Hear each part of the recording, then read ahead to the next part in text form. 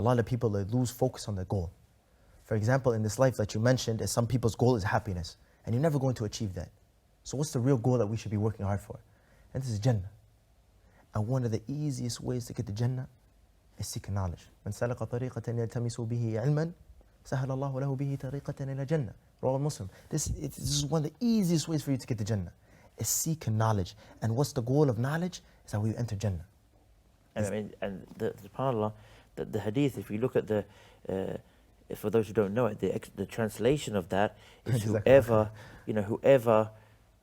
treads a path to seek knowledge, Allah will make a path easy for him to Jannah. And what we see here is, the hadith doesn't say whoever becomes a scholar, or whoever becomes so knowledgeable, whoever gives fatwas. It literally says whoever treads. Treading that path could be slowly, could be step by step. You may not get to the end of the path, but as long as you keep treading that path, Allah makes a path easy for you to paradise. So who would, again, we struggle and strive and fight and seek the worldly life. Who would want to miss this option to have a path that leads directly to paradise? Just by doing some level of knowledge. Even we know that, I forget the reference now, but even we know that the hadith of Prophet ﷺ talks about those people on Yawm al-Qiyamah who are destined for the hellfire. And the people of Jannah will call out and say to Allah, we know these people, they used to be with us. And He will turn around and they used to attend the lectures, and they will be removed from the hellfire and put in Jannah just because they used to be in the company. They weren't even students of knowledge, but they used to sit in the halaqat. They were in the mosque.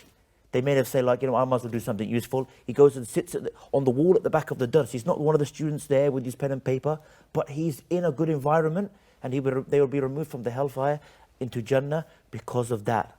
So at least we should try and aim to be in those good environment. All of us can be students of knowledge.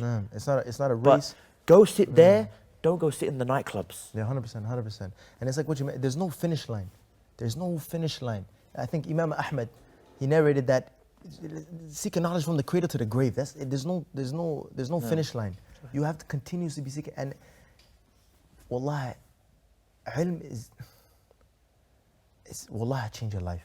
Wallahi al-azim, it will change your life. The way you conduct yourself, the way you speak to people, the way you feel in your heart.